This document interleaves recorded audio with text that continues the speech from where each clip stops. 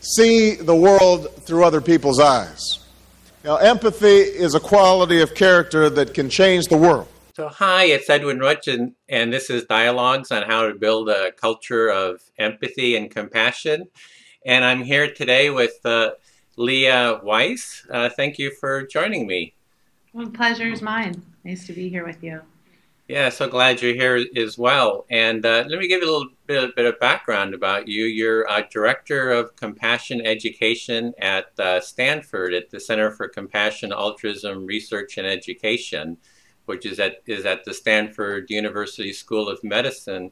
And I see you're also a co-founder of the Foundation for Active Compassion. Yes, that's right.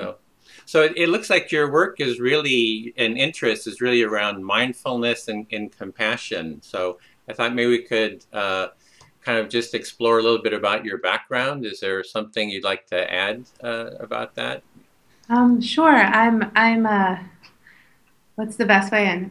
Maybe I'll tell you a little bit about how I came to this intersection of applied education and compassion. And I myself trained in the Tibetan tradition, spent a lot of time in retreat, and between retreats, I was working as a social worker in clinical contexts. So the back and forth between these two settings, long 100-day, 6-month retreat, and then being in an inpatient mental health setting or working with other social workers, got me really interested in questions about clinical application of meditation techniques, and then also the application for caregivers, because the time when I was doing my social work training, ideas about compassion fatigue and secondary trauma started to really emerge in people's consciousness. So it was something that I, as well as many others doing this kind of work now, that I became very interested in. And people just started asking, can you teach me how to meditate? I'm really stressed out on the job, or we have these clients that we don't know what to do with. The medication isn't working. The kinds of treatment we're using aren't going anywhere. Maybe we could try this. So it kind of began in a very small way, and then over time began to see how people learn and to talk to other people doing this kind of work.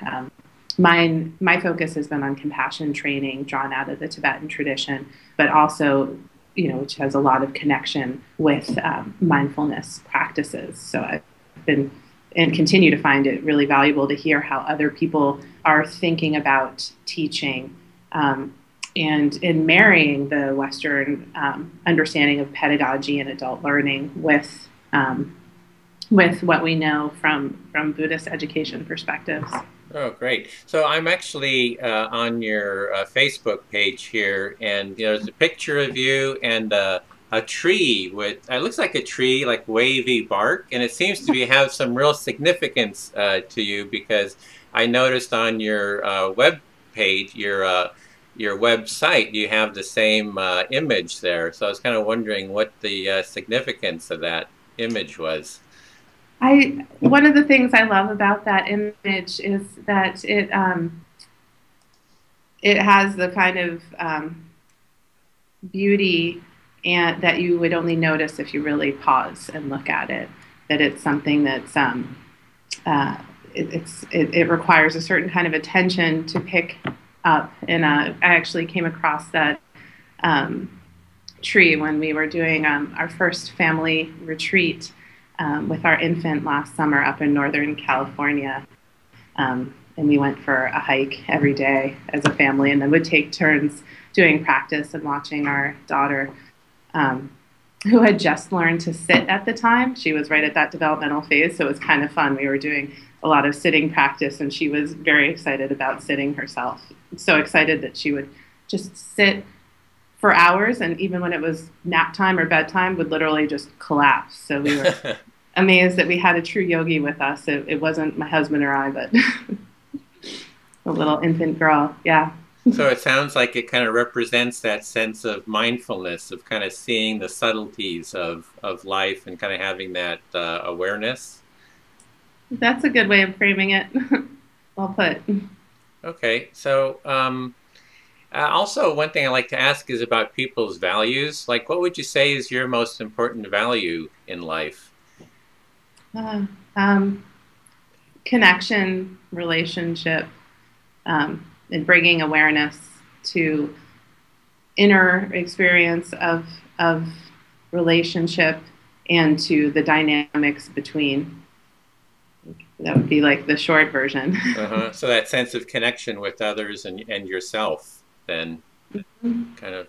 And how did that become important to you? I mean, if you kind of look back over your life, is there some kind of something happened, some kind of where you kind of gained insight into the nature of connection and that it became important to you? Or I think a lot of it has to do with the back and forth between retreat life and engaged social work, or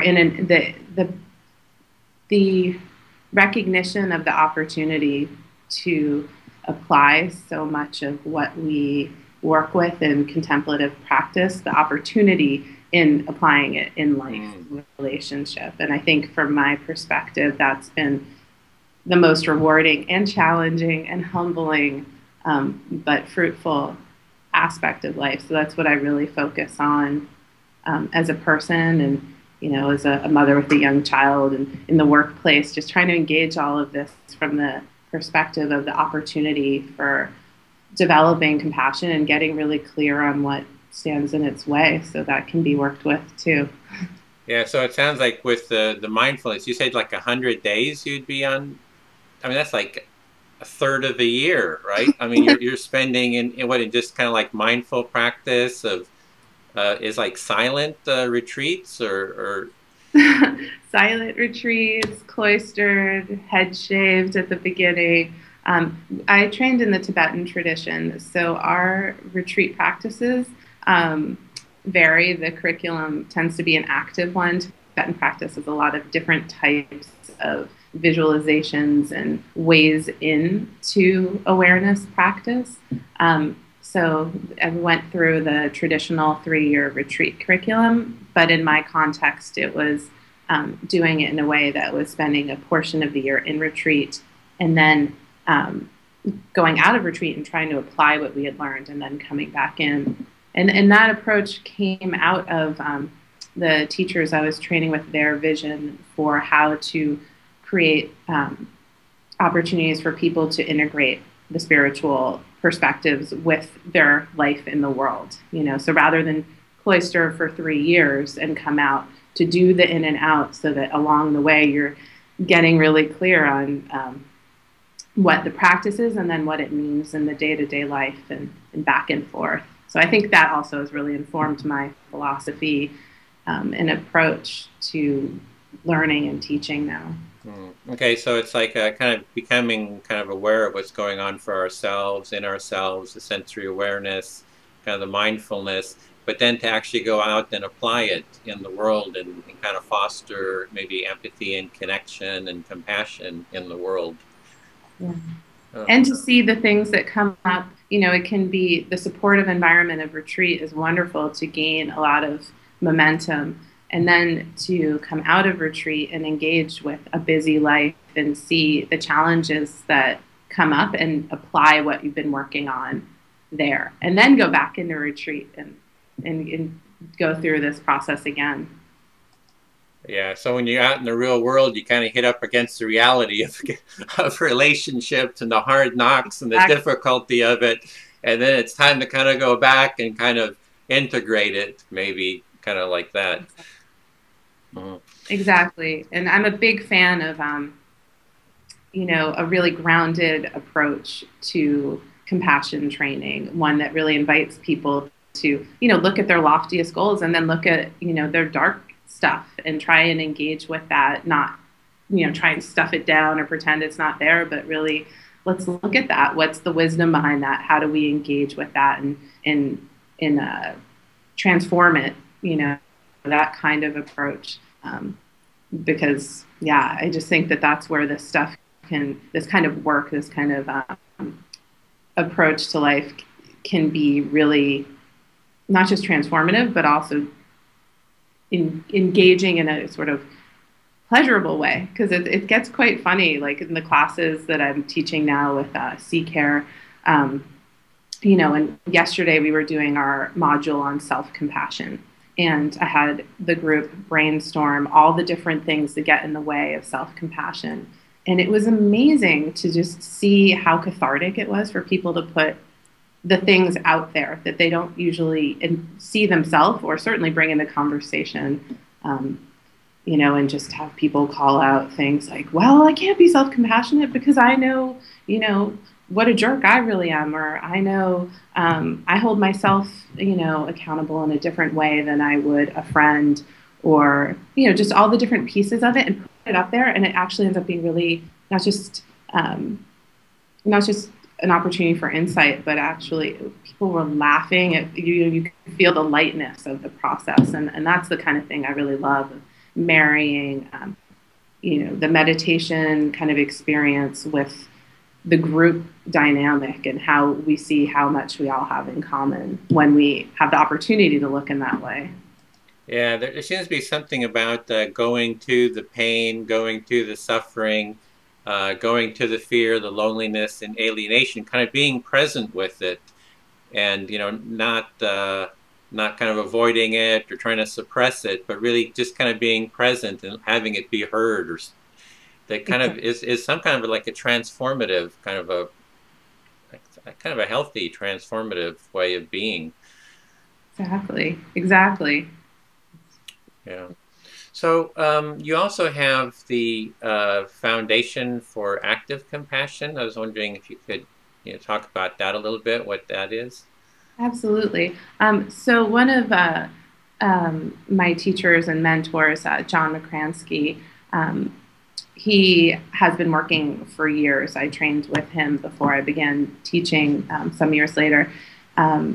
He's trained for decades in Tibetan practice, and then has been looking at the question of how to teach this to students in the Western cultural context in ways that make sense, that aren't asking them to be someone they're not. So how to translate the Tibetan practices. And I worked closely with him as I was doing my social work training and also my retreat training. And we were both kind of on parallel tracks of increasingly being asked to teach in secular environments. And we felt like creating a container that had that as the goal would be supportive of the work. And in parallel with us, there were a number of other people that John has trained over the years. Julie Forsyth is another co-founder, and she's, I was about to say an old Quaker woman, an elder, to me, amazing mentor who has been doing compassion in action as long as I've been alive, and training in the Tibetan tradition more recently, and also teaching in this kind of secular, approachable way.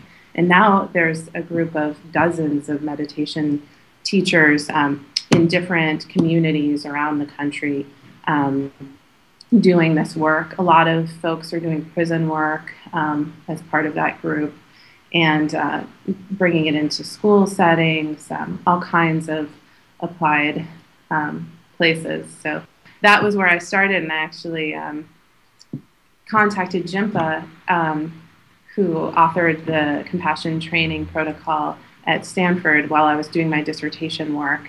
And because I was interested, I'd heard that he was setting up an opportunity to do this type of thing out of Stanford, which was my alma mater. I attended Stanford as an undergrad. And so I feel like this vision of making things from the Tibetan tradition really accessible is common to both of those groups. And certainly the Stanford approach is much more emphasizing the research scientific element of it. And I'd say the Foundation for Active Compassion is is a more community-based sort of approach that has more overt ties to Tibetan tradition. And you're doing all kinds, I see a schedule of events, you're doing different events and programs and training and teachings and workshops through that then as well. Yeah, I teach through both of those organizations, and getting settled now on the West Coast after years of living in Boston.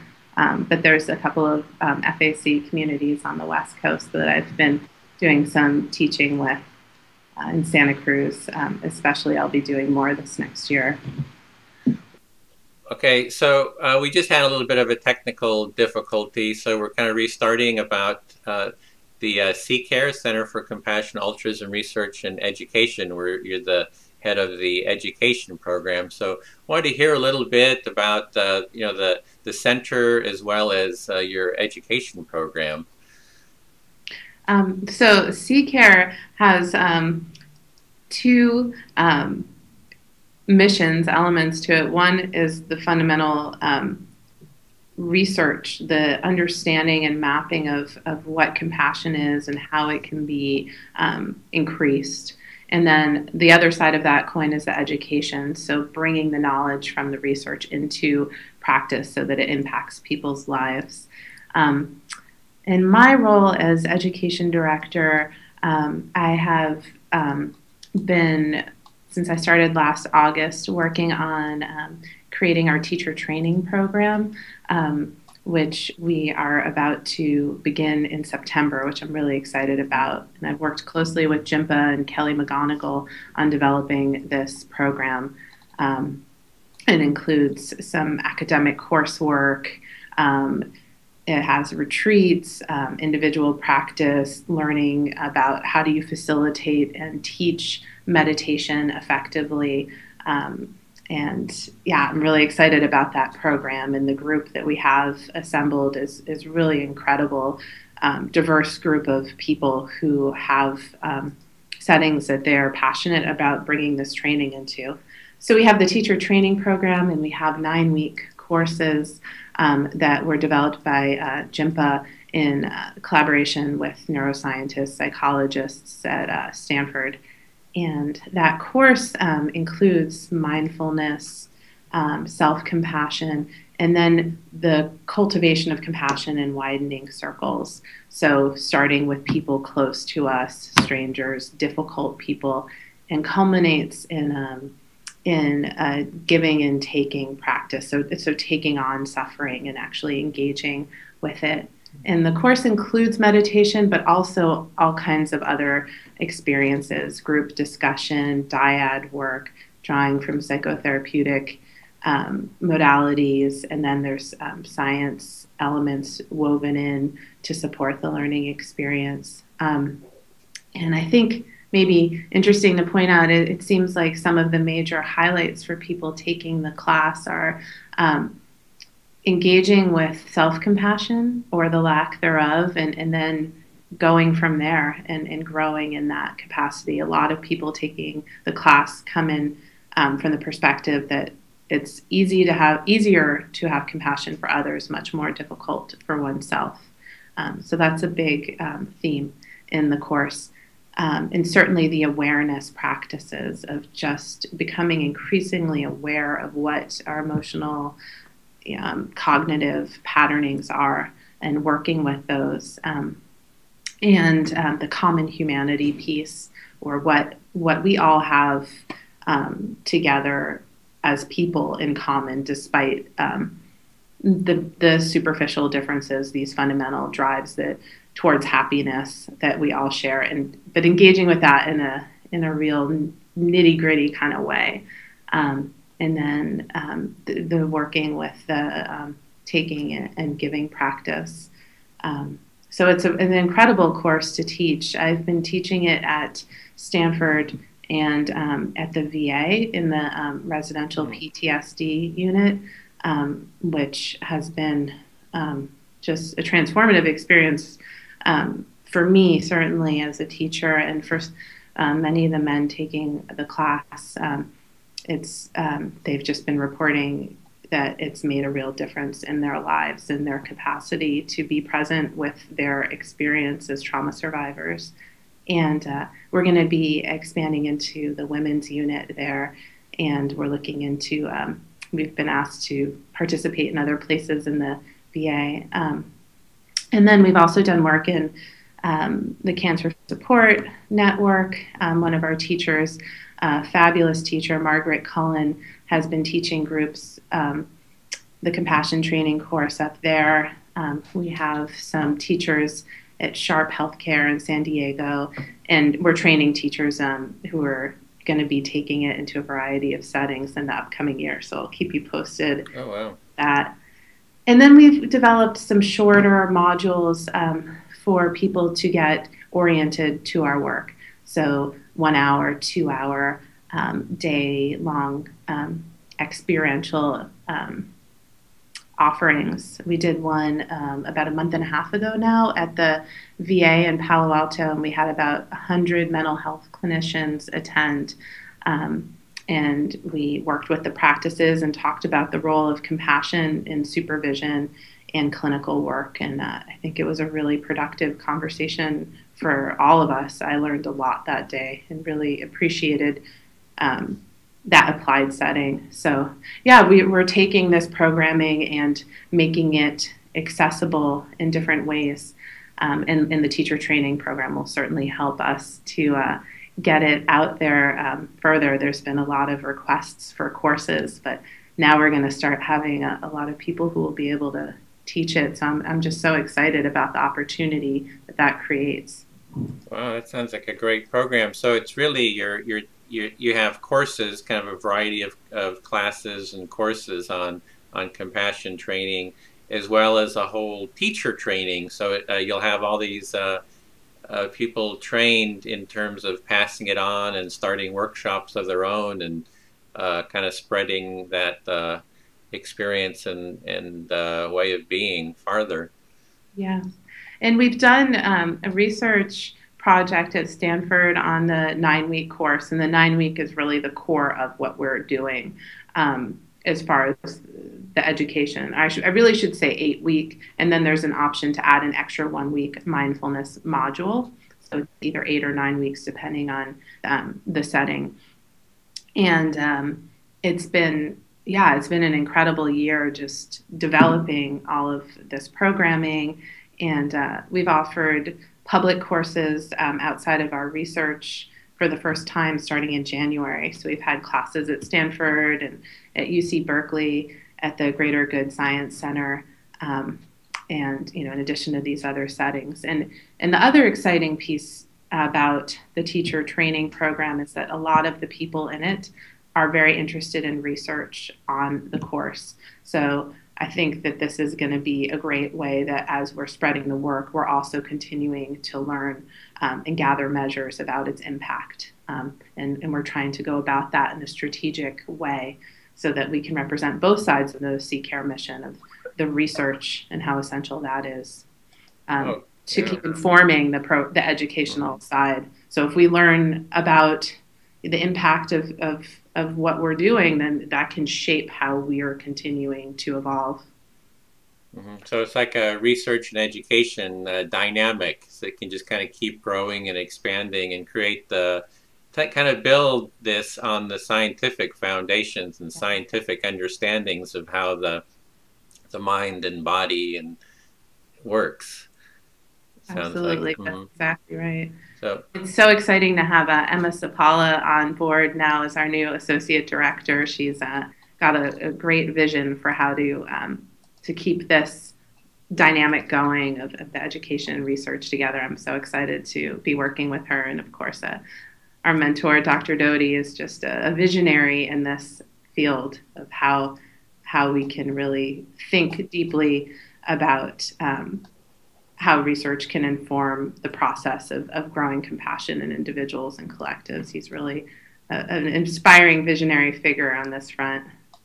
Yeah, I'm just showing the pictures as you're talking here on the CCARE site. So I just showed Emma and Jim Doty there. I had interviewed both of them. Okay. So I had really great time. And yeah, Emma is just bringing this whole new energy. I just see so much happening with her, on social media and so forth. So it sounds like a great new director there. Absolutely. So pleased to have her on the team. So it's like you have the curriculum, and I wonder if you could kind of go, you started talking about some parts of the curriculum, and it's maybe we could kind of just go into that a little bit for the 8-week or the 9-week program to get kind of a sense of an outline of it. So it sounded like it started with kind of self-compassion, like self-awareness, sensory awareness of self, and yeah. So we begin with a week or a module on settling the mind. So it's mindfulness with a real focus here. Mindfulness is such a deep and broad category. So the specific focus in this protocol is on the settling of the mind. So becoming aware of what's happening in one's affective and cognitive life. And then from there, we move to engaging with compassion and loving kindness for a loved one or someone close to, it's easy to feel connected with. And the rationale for that is that it helps clarify in the context of our own experience what compassion feels like, because you can easily bring that to mind when you're thinking of someone you're close with. So following on that, then we turn towards self-compassion, because that really is the most challenging place for most people. So we kind of build the awareness, the calming, the ability to not believe in thoughts as strongly, to have a little bit of perspective taking capacity, then work with the compassion for the dear loved one, close person, and then try and turn that inwards to receiving compassion and to offering compassion towards oneself. And then from there, we go outwards to strangers and difficult people and focusing really on the common humanity, and then engaging with the taking on of suffering, and then the sending of the opposite, the wish of well-being, and that. And we end with an integrated practice that people can carry forward with them that kind of pulls together, it weaves together all the prior dynamics of the weeks that have preceded. And as I understand, there's like some groups that meet afterwards too to kind of keep in contact. Is that true? We've been having some follow-up sessions, and that's a part of the programming. I actually just this morning was sketching out the next game plan and of how to continue to support people in their practice and to continue deepening in it, because it's an ongoing learning for all of us. Well, what I'm really interested in, personally, is kind of this notion of building a culture of empathy. And for me, it's like, it extends to compassion too, that they're kind of very similar, empathy and compassion. So, and looking at it from kind of a cultural point of view, like how do we really raise these qualities and make them kind of foundational values within our society? And it seems like this, having education programs seems like a big part of it. And so I'm wondering if you have other ideas, for how do we actually transform society to raise the value of empathy and compassion within the society? That's a really important question.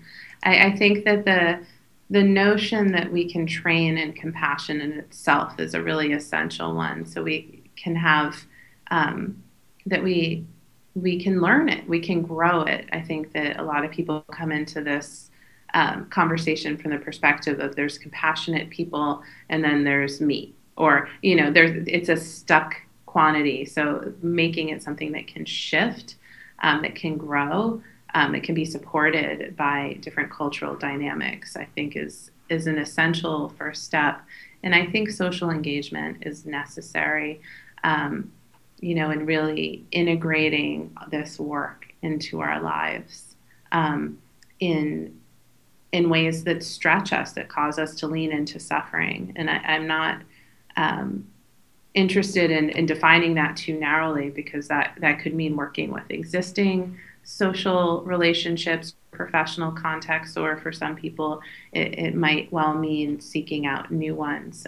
But I think it can't stay strictly on the meditation cushion, and it can't just be about action, that there has to be a conversation between the inner experience and then actually doing things in the world. I mean, we have so many opportunities to engage with suffering, and one of the things I think about in this work is that it should drive actual action towards creating a more equitable society. And it shouldn't, we need to keep our eye on the propensity for spiritual bypass, or to start getting overly focused on the inner experience and not engaging with our responsibility to our communities. However that might play out for individuals, I think it depends on their situation in their life. But I think this interplay, so I am very happy about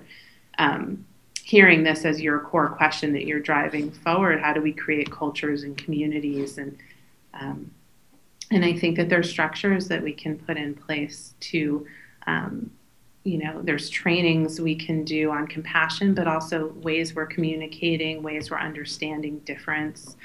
Some of these just basic skills that we don't necessarily have if we don't pay attention to how we're getting them and growing them. Some first thoughts. Yeah. So it sounds like we're kind of back to what you're modeling is that kind of that inward and outward, right? Were you in social work? Was that the field? Mm-hmm. Oh, okay.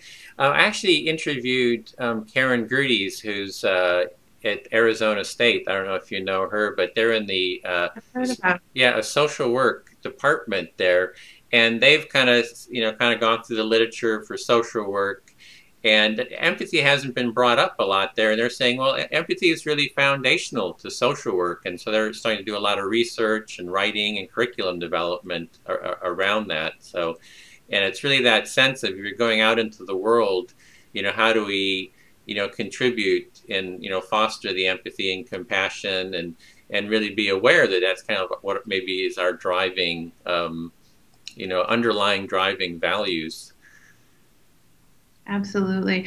And one of the things that really struck me in my clinical training was how often the idea of empathy and the importance of empathy came up, but the lack of clear tools to grow that capacity. And I think it's a very empathetic group of people who come into this work, but still, if you're not engaging with it as something that can be trained and supported, I think has everything to do with the high rate of burnout or not, depending on the culture that clinicians are supported in or not supported in. Yeah, well, that's what you were saying, is it's kind of the awareness, starting with the awareness that empathy and compassion are trainable, and that we can actually deepen it. So just that awareness gives us, hope. Hey, there's, basically that we can kind of take steps to start making the deepening of these qualities. Absolutely. Yeah. So, you've talked about compassion a lot, and I've talked about empathy. I'm wondering, how do you see the relationship of empathy and compassion? Because it seems to come up a lot, and I have my own definition of empathy and compassion, and I can maybe just start with how I'm defining it. For me, empathy is like a 4-part process. And it starts with self-empathy, which is mindfulness, sensory awareness of what's going on inside of ourselves.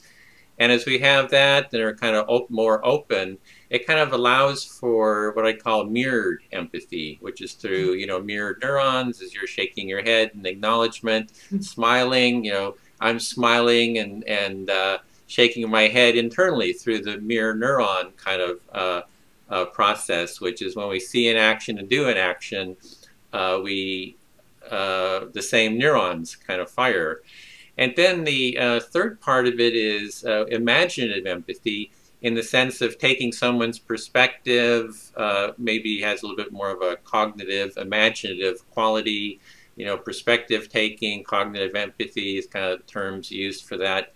And then the fourth part is empathic action, which we're kind of like biologically wired that when we kind of connect and see our common humanity, which is a term that you've used, is we just want the well-being naturally want the well-being of others. That if you're happy, I want you to be even happier. If you're sad and depressed or, in pain and suffering, I want to contribute to your well-being with maybe presence.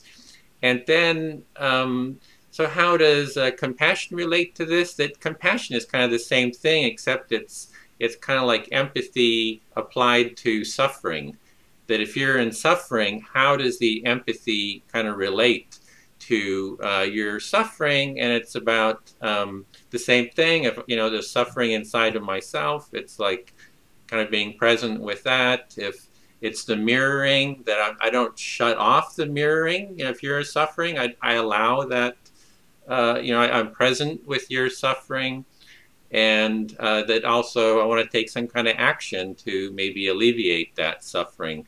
So I guess that's the basic framework that I'm kind of operating from, and I'm just wondering how that resonates and kind of fits in with your understanding. Yeah, no, it absolutely resonates. I think that it's funny. Before I get into my sort of more cognitive approach, I'm struck that my mother-in-law is visiting us, and my husband was telling me that yesterday my daughter and my mother-in-law and he were walking to the park, and my daughter just learned to walk a few months ago. She's a late walker, and my mother-in-law walks with a cane and has braces, and my daughter is very like in this don't control me, I'm a toddler mode. Don't make me hold your hand. Don't make me do anything I don't want to do. And apparently she grabbed her Grammy's hand and held it the whole way to the park. And I think that it was, I clearly am interpreting this, that she was helping Grammy walk. She recently went through the process of learning how to walk herself. She still falls over. She gets her mommy's lack of coordination. And, she knows what it means to not be able to walk easily. And she was going to help her Grammy, even though she weighs like 20 pounds and couldn't, she was doing it. So I think, a more sort of conceptual way of engaging with your question, I think that the empathy piece is that she recognized, or our ability to recognize in each other what's the emotional state, what's going on. And I loved your 4-part description. That was really articulate. I want to bring that into class to discuss. I think people will really enjoy that. The way I frame it would be the empathy is this recognition piece. Then it's when we start moving into, it can be empathy for positive or positive states or suffering. So if we diverge into suffering, then we're starting down the track of potential for compassion. But there's all these different forks possible. We could recognize suffering and then not engage with it because we're too busy, we're emotionally overwhelmed, we don't have the resources, those kind of things. Once we start moving down the trajectory of compassion, then it means that we're leaning into or open to the suffering of another person or of ourself. So the way that, and then the schema I tend to use just as a way to talk about things, not to, because I think it's interesting to allow it to stay kind of messy, because my goal is to invite people to look at their experience, not to, which I think is what I like about your definition, because it begs the question of how does that map onto how I see the world, how I engage. But I think, so the empathy moving towards compassion when suffering is engaged, and then hopefully some sort of altruistic action. And the action could take any different type. I wouldn't try to prescribe what that would be, but that sort of continuum would be how I'd frame a conversation about it. Mm-hmm. How would you respond to that? Yeah, it's kind of like it sounds like empathy is kind of the first step. It seems very similar to it, how I was seeing it. Is that empathy is kind of like this first step, and then we start getting towards the suffering and component. That's like, how are we interacting with that suffering, and what are kind of the blocks, right? There's all kinds of blocks to empathy and compassion. So you're looking at the blocks, like there's the block of sympathy, which is, oh, you're suffering. Oh, I feel terrible. I feel horrible. And it becomes all about you, right? Or it's like, oh, you're suffering, And, you know, I know how I have this prescription of what you can do. You know, let me tell you what you should do, right? It's like kind of taking control. So you're no longer kind of present.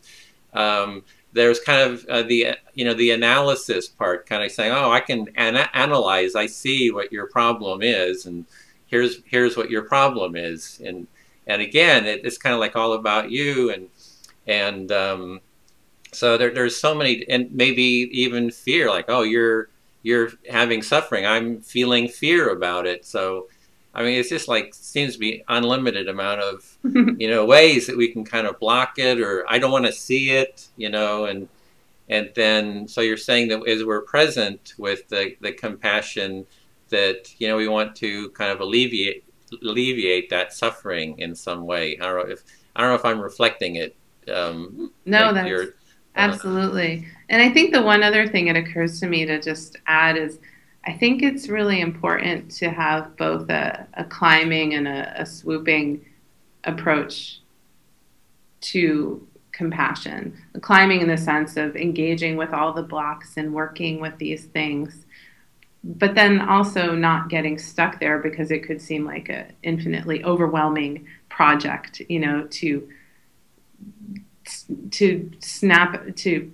get rid of all of these different problems. And as you get more aware of the more small ones, then there's more that you have to engage with.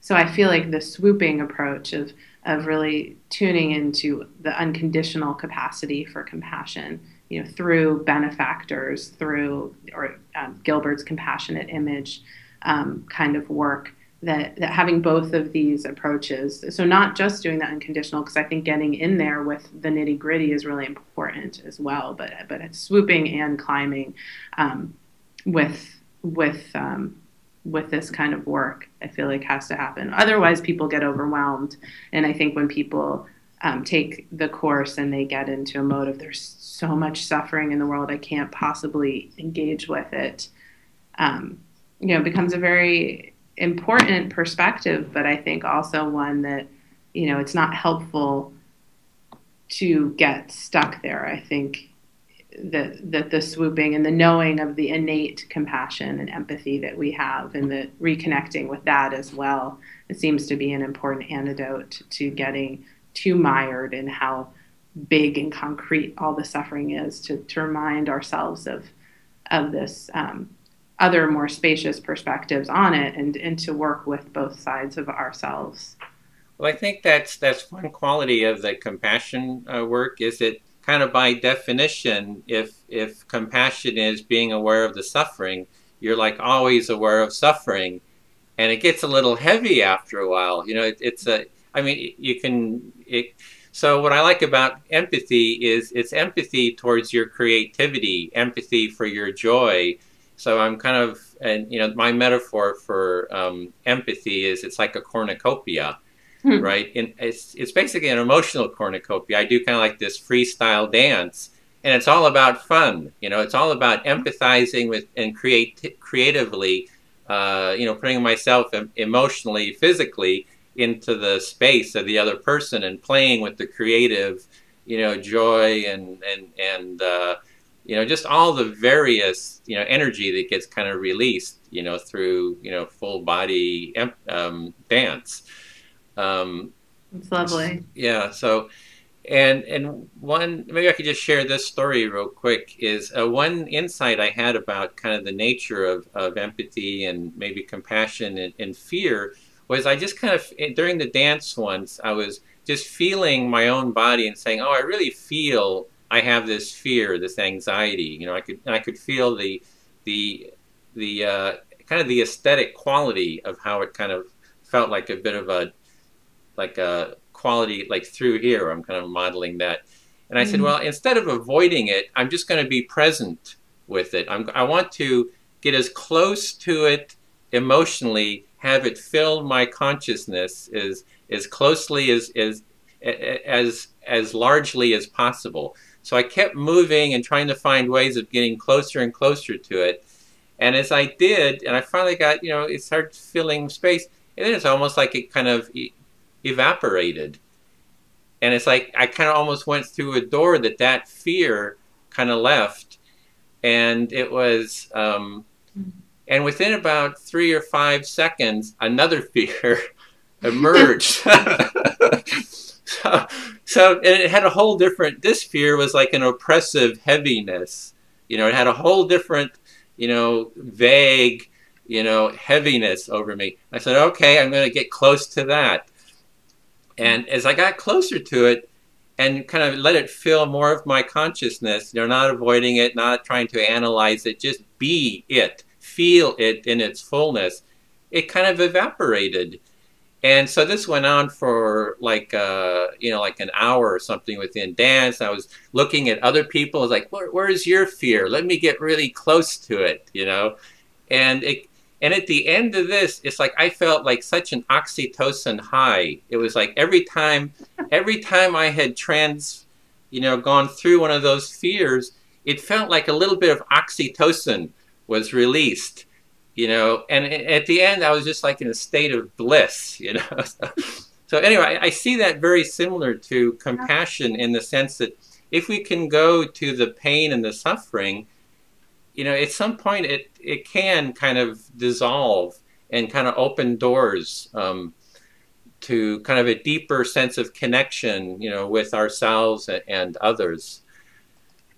Absolutely, absolutely. And that's why I feel like this engaging with the concern that compassion is going to be heavy and, overwhelming. It's like it absolutely makes sense that concern is there. But I think that this is the experience of people who do these practices. Like, they're joyful. It brings so much richness to life. So it's not like you stay depressed about suffering. You engage with what you've been deflecting. And by doing that, you can become open to all of life, to joy and to suffering, and not have to try and defend and guard and evaluate in the same sort of way that just isn't helpful.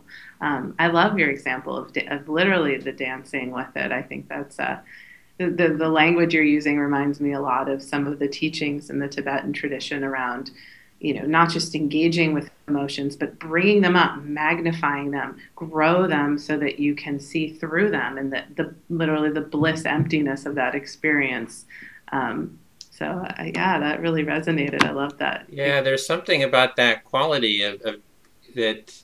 I'm just speculating here, but it's like this: we get close to the fear and the suffering, and we see that it's not going to destroy us or something, that somehow the body just kind of integrates it, and it kind of alleviates the suffering and the fear in some way. So absolutely. Well, it sounds like you've got a great job to be working on this kind of stuff all the time. So yeah, I feel really grateful. I feel so grateful to be connected at C-Care with the team there and the people that I get to meet through the classes. It's just such a privilege to get to, as you know through your work, to get to come together with people and engage on these kind of topics. There's just a real depth and joy to that there's nothing like it.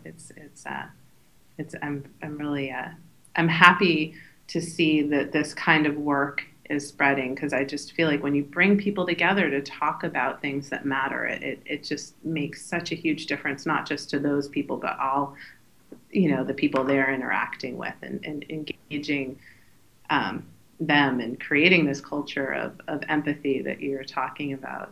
It's a beautiful vision.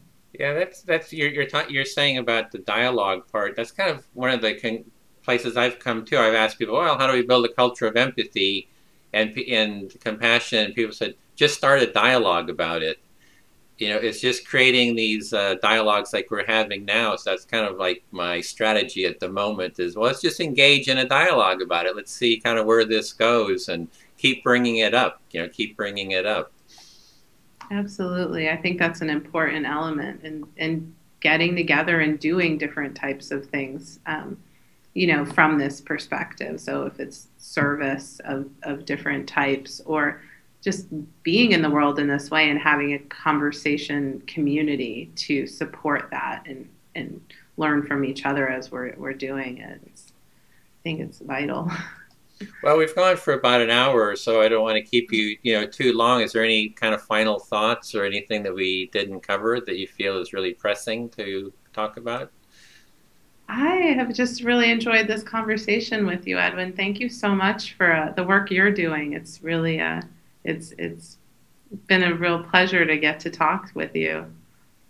Oh, great. Well, I've really enjoyed it too. I can talk about this for hours and hours, but we have to draw it to a close at some point. So we'll maybe pick it up at, a different point. We're doing panel discussions. We can do that with other educators and see how we can, work together to build a culture of empathy and compassion. I'd love that. I'd love to keep in touch. That sounds great. Thank you so much. Okay, thank you. So take care. Have the rest of a good day. You too. Take care, people. Bye. Leah. See the world through other people's eyes. Empathy is a quality of character that can change the world. See the world through other people's eyes. Empathy is a quality of character that can change the world.